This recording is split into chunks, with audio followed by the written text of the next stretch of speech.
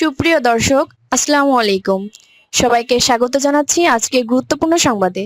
প্রথমেই জানিয়ে দিচ্ছি সংবাদ শিরোনাম, পরে বিস্তারিত। জানিয়ে দেব এই মুহূর্তে হাতে পাওয়া সর্বশেষ গুরুত্বপূর্ণ আপডেট আন্তর্জাতিক সংবাদ। শুরুতেই থাকছে হরমুজ প্রণালী খুলতে যুক্তরাষ্ট্রকে শর্ত পূরণ করতেই হবে। ওমানের সঙ্গে হরমুজ প্রণালীতে নতুন নৌপথ নির্ধারণ নিয়ে একটি চুক্তি চূড়ান্ত পর্যায়ে রয়েছে বলে জানিয়েছে তেহরান। তবে যুক্তরাষ্ট্রকে কিছু নির্দিষ্ট শর্ত পূরণ না করা পর্যন্ত গুরুত্বপূর্ণ এই জলপথ পুনরায় খুলে দেওয়া হবে না বলে জানিয়ে দিয়েছে তেহরান।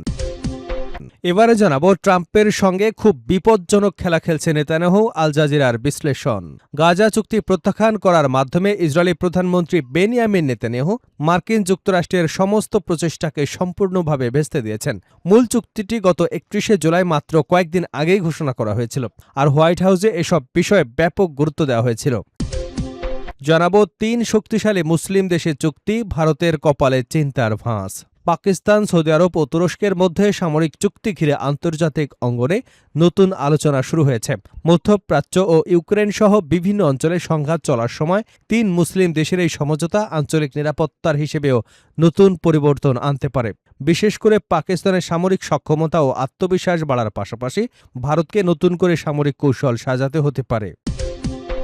এবারে থাকছে দ্রুত যুক্তরাষ্ট্রের অস্ত্র উৎপাদন বাড়ানোর নির্দেশ ট্রাম্প প্রশাসনের। ইরানের সঙ্গে চলমান যুদ্ধে যুক্তরাষ্ট্রের অত্যাধুনিক ক্ষেপণাস্ত্র প্রতিরোধ ব্যবস্থার মজুদ কমে যাওয়ার উদ্বেগের মধ্যেই অস্ত্র উৎপাদন বাড়াতে প্রতিরক্ষা কোম্পানিগুলোর উপর চাপ প্রয়োগ করেছে পেন্টাগন। কমে যাওয়া গোলাবারুদের মজুদ দ্রুত পূরণ করতে উৎপাদন বাড়ানোর পাশাপাশি সরবরাহের সময়ও উল্লেখযোগ্যভাবে কমানোর উদ্যোগ নিয়েছে প্রতিরক্ষা দপ্তর।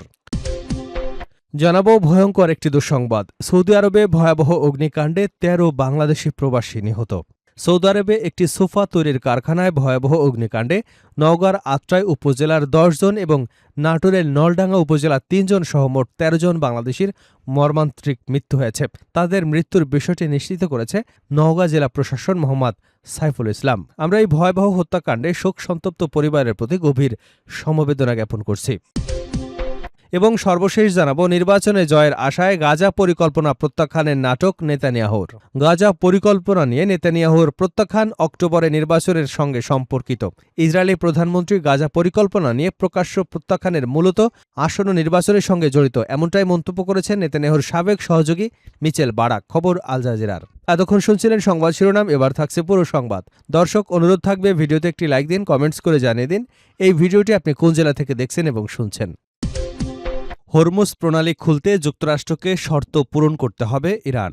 ওমানের সঙ্গে হরমুজ প্রণালীতে নতুন নৌপথ নির্ধারণ নিয়ে একটি চুক্তি চূড়ান্ত পর্যায়ে রয়েছে বলে জানিয়েছে ইরান। তবে যুক্তরাষ্ট্রকে নির্দিষ্ট কিছু শর্ত পূরণ না করা পর্যন্ত গুরুত্বপূর্ণ এই জলপথ পুনরায় খুলে দেওয়া হবে না বলে জানিয়েছে তেহরান। রোববার ইরানের পররাষ্ট্রমন্ত্রী আব্বাস আরাকচি বলেন, ইরান ও ওমানের মধ্যে মধ্যবর্তী হরমুজ প্রণালী নিয়ে একটি চুক্তি এখন চূড়ান্ত পর্যায়ে রয়েছে। তবে শনিবার দেওয়া বক্তব্যের পুনরাবৃত্তি করে তিনি বলেন, অন্যান্য শর্ত পূরণ না হওয়া পর্যন্ত প্রণালীটি খোলা হবে না। ইরানের বার্তা সংস্থা মেহের নিউজ জানিয়েছে, যুক্তরাষ্ট্র ওই শর্তগুলো পূরণ করবার পর হরমুজ প্রণালী পুনরায় খুলে দেওয়া হলে কোন কোন নৌপথ ব্যবহার করা হবে সে বিষয়ে ওমানের সঙ্গে চুক্তিতে বিস্তারিত উল্লেখ থাকবে। এর আগে শুক্রবার এক মার্কিন কর্মকর্তা রয়টার্সকে জানিয়েছিলেন, ইরান ও ওমানের মধ্যে একটি সমঝোতা প্রায় চূড়ান্ত পর্যায়ে রয়েছে। এর ফলে শিগগিরই হরমুজ প্রণালী পুনরায় খুলে দেওয়া হতে পারে। ইরান ও ইসরায়েলের হামলার জবাবে হরমুজ প্রণালী বন্ধ করে দেওয়ার আগে বিশ্বের মোট তেল ও তরলীকৃত প্রাকৃতিক গ্যাসের 1/5 এই জলপথ দিয়ে পরিবহন করা হতো। আরাকচি আরও বলেন, ইরান ও যুক্তরাষ্ট্রের মধ্যে সরাসরি কোনো আলোচনা চলছে না। ওয়াশিংটন জুনে স্বাক্ষরিত একটি অন্তর্বর্তী চুক্তি লঙ্ঘন না করা পর্যন্ত তেহরানও আলোচনায় বসবে না। তবে মধ্যস্থতাকারীদের মাধ্যমে দুদেশের মধ্যে বার্তা আদান প্রদান চলছে। এদিকে মার্কিন প্রেসিডেন্ট ডোনাল্ড ট্রাম্প এক্সিওসকে দেওয়া এক সাক্ষাৎকারে ইরানের সঙ্গে যুক্তরাষ্ট্রের বর্তমান অবস্থান সম্পর্কে বলেন, বিষয়টি নিয়ে তারা শান্তভাবে এগোচ্ছেন। তার ভাষায়, আমরা তাদের সঙ্গে শুধু আংশিকভাবে আলোচনা করছি। আমরা শুধু ইরানকে পর্যবেক্ষণ করছি, যেখানে ব্যাপক মূল্যস্ফীতি চলছে এবং তাদের অর্থ নেই। হরমুজ প্রণালী বিশ্বের অন্যতম গুরুত্বপূর্ণ জ্বালানি পরিবহন পথ। ইরান ও ওমানের মধ্যবর্তী এই জলপথ দিয়ে বিপুল পরিমাণ বৈশ্বিক তেল ও গ্যাস পরিবহন হয়ে থাকে। ফলে প্রণালীটি বন্ধ থাকায় আন্তর্জাতিক জ্বালানি বাজারে উদ্বেগ তৈরি হয়েছে। ট্রাম্পের সঙ্গে খুব বিপজ্জনক খেলা খেলছে নেতানিয়াহু, আল জাজিরার বিশ্লেষণ। গাজা চুক্তি প্রত্যাখ্যান করার মাধ্যমে ইসরায়েলি প্রধানমন্ত্রী বেনিয়ামিন নেতানিয়াহু মার্কিন যুক্তরাষ্ট্রের সমস্ত প্রচেষ্টাকে সম্পূর্ণভাবে ভেস্তে দিয়েছেন। মূল চুক্তিটি গত 31শে জুলাই মাত্র কয়েকদিন আগেই ঘোষণা করা হয়েছিল, আর হোয়াইট হাউসে এ বিষয়ে ব্যাপক গুরুত্ব দেওয়া হয়েছিল। সাম্প্রতিক সময়ে ডোনাল্ড ট্রাম্প এবং নেতানিয়াহুর মধ্যকার সম্পর্ক দিন দিন আরও অবনতির দিকে যাচ্ছে। চলতি বছরের শুরুর দিকে দুজনের মধ্যে অত্যন্ত উত্তপ্ত ও গালিগালাজপূর্ণ একটি ফোনালাপ হয়েছিল, যেখানে ডোনাল্ড ট্রাম্প ইসরায়েলের প্রধানমন্ত্রীকে অত্যন্ত কড়া ভাষায় তিরস্কার করেছিলেন। ট্রাম্প এমন একজন প্রেসিডেন্ট যিনি বিশ্বমঞ্চে বিশেষ করে নিজের অবমূল্যায়ন বা অসম্মান কোনোভাবেই সহ্য করেন না। ফলে ইসরায়েলি প্রধানমন্ত্রীর জন্য এটি একটি অত্যন্ত বিপজ্জনক খেলা হতে পারে। ডেমোক্রেটিক পার্টির প্রাথমিক নির্বাচনগুলোতে দেখা গেছে ইসরায়েলপন্থী শক্তিশালী লবিং ফার্ম এইপাক বিভিন্ন নির্বাচনী দৌড়ে কোটি কোটি ডলার ব্যয় করা সত্ত্বেও ইসরায়েলি মার্কিন সহায়তা প্রত্যাহারের দাবি জানানো প্রার্থীরাই নিজেদের প্রাইমারিতে জয়ী হয়েছেন। ডেমোক্রেটিক পার্টি ধীরে ধীরে ফিলিস্তিনিদের দাবির প্রতি ঝুঁকে পড়েছেন। অন্যদিকে রিপাবলিকান পার্টির উপর বর্তমান প্রেসিডেন্টের পূর্ণ নিয়ন্ত্রণ রয়েছে, তাই তিনি যদি ইসরায়েলের সঙ্গে সম্পর্ক ছিন্ন করবার সময় এসেছে বলে সিদ্ধান্ত নেন, তবে তা ইস্যু করে তুলতে পারেন এবং সেক্ষেত্রে সব না হলেও অনেক রিপাবলিকান নেতার সঙ্গে তার সুর মেলাবেন। নেতানিয়াহু মূলত এই ধারণার উপর বাজি ধরেছেন যে মার্কিন যুক্তরাষ্ট্রের ইসরায়েলের সর্বশেষ ও সবচেয়ে শক্তিশালী রাজনৈতিক মিত্র রিপাবলিকান পার্টির উপর প্রেসিডেন্ট তার বিপুল সক্ষমতা ব্যবহার করে ইসরায়েলের বিরুদ্ধে অবস্থান নেবেন না। 3 শক্তিশালী মুসলিম দেশের চুক্তি ভারতের কপালে কেন চিন্তার ভাঁজ? পাকিস্তান, সৌদি আরব ও তুরস্কের মধ্যে সামরিক চুক্তি ঘিরে আন্তর্জাতিক অঙ্গনে নতুন করে আলোচনা শুরু হয়েছে। মধ্যপ্রাচ্য ও ইউক্রেন সহ বিভিন্ন অঞ্চলে সংঘাত চলার সময় 3 মুসলিম দেশের এই সমঝোতা আঞ্চলিক নিরাপত্তার হিসেবে নতুন পরিবর্তন আনতে পারে। বিশেষ করে পাকিস্তানের সামরিক সক্ষমতা ও আত্মবিশ্বাস বাড়ার পাশাপাশি ভারতকে নতুন করে সামরিক কৌশল সাজাতে হতে পারে। মক্কায় সই হওয়া ওই চুক্তিতে বলা হয়েছে 3 দেশের যে কোনো একটির উপর সশস্ত্র হামলা হলে সেটিকে 3 দেশের উপর হামলা হিসেবে বিবেচনা করা হবে। এর মাধ্যমে সম্ভাব্য আগ্রাসনের বিরুদ্ধে যৌথ প্রতিরোধ গড়ে তোলার লক্ষ্য নিয়েছে দেশগুলো। চুক্তিটি পাকিস্তানের জন্য বিশেষভাবে গুরুত্বপূর্ণ। দীর্ঘদিন ধরে অর্থনৈতিক সংকটে থাকা দেশটি একই সঙ্গে ভারত এবং আফগানিস্তানের সঙ্গে উত্তেজনার মধ্যে রয়েছে। সাম্প্রতিক সংঘাতেও পাকিস্তান নিজেদের সামরিক সক্ষমতা দিয়ে আত্মবিশ্বাস দেখিয়েছে। চীনের থেকে পাওয়া যুদ্ধবিমান, অন্যান্য সামরিক প্রযুক্তি পাকিস্তানের প্রতিরক্ষা সক্ষমতার গুরুত্বপূর্ণ অংশ।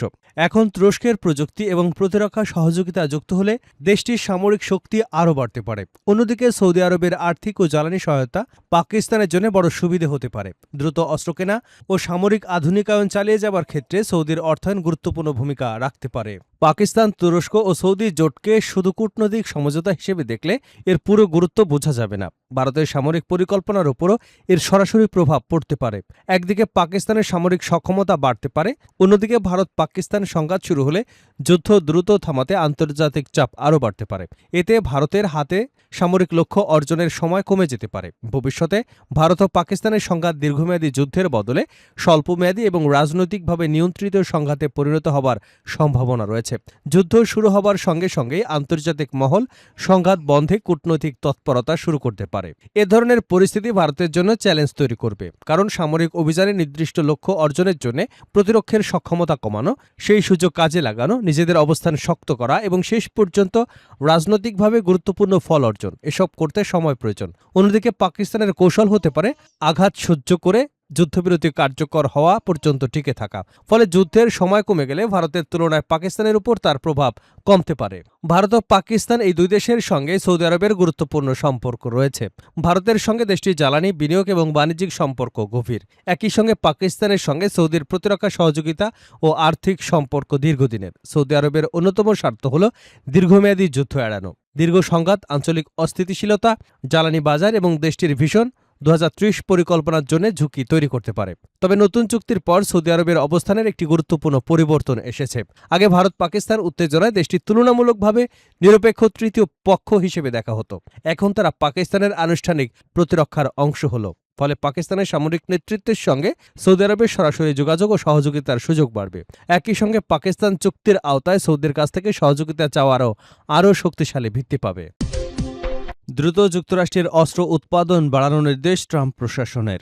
ইরানের সঙ্গে চলমান যুদ্ধে যুক্তরাষ্ট্রের অত্যাধুনিক ক্ষেপণাস্ত্র প্রতিরোধ ব্যবস্থার মজুত কমে যাওয়ায় উদ্বেগের মধ্যে অস্ত্র উৎপাদন বাড়াতে প্রতিরক্ষা কোম্পানিগুলোর উপর চাপ বাড়িয়েছে পেন্টাগন। কমে যাওয়া গোলাবারুদের মজুত দ্রুত পূরণ করতে উৎপাদন বাড়ানোর পাশাপাশি সরবরাহের সময়ও উল্লেখযোগ্যভাবে কমানোর উদ্যোগ নিয়েছে মার্কিন প্রতিরক্ষা দপ্তর। বাংলাদেশ সময় রোববার পেন্টাগনের মুখপাত্র শন পার্লেন এক বিবৃতিতে বলেন, যুদ্ধক্ষেত্রে থাকা মার্কিন সেনাদের প্রয়োজনীয় অস্ত্র হুমকির গতির সঙ্গে সামঞ্জস্য রেখে সরবরাহ করতে গোলাবারুদ সংগ্রহ বাড়ানোর দিকে দপ্তরটি সক্রিয়ভাবে মনোযোগ দিচ্ছে।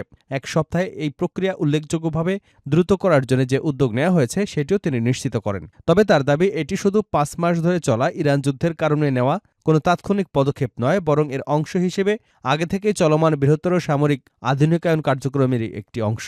এরই মধ্যে বুধবার প্রতিরক্ষা শিল্পের শীর্ষ কর্মকর্তাদের কাছে একটি চিঠি পাঠান মার্কিন উপপ্রতিরক্ষা মন্ত্রী স্টিভ ফেইনবার্গ। দ্য ওয়াশিংটন পোস্টে যে স্মারকটি পেয়েছে তাতে গুরুত্বপূর্ণ সামরিক সক্ষমতার উৎপাদন বাড়ানো এবং সরবরাহের সময় উল্লেখযোগ্যভাবে কমানোর পরিকল্পনা জমা দিতে কোম্পানিগুলোকে সর্বোচ্চ ২১ দিন সময় দেওয়া হয়েছে।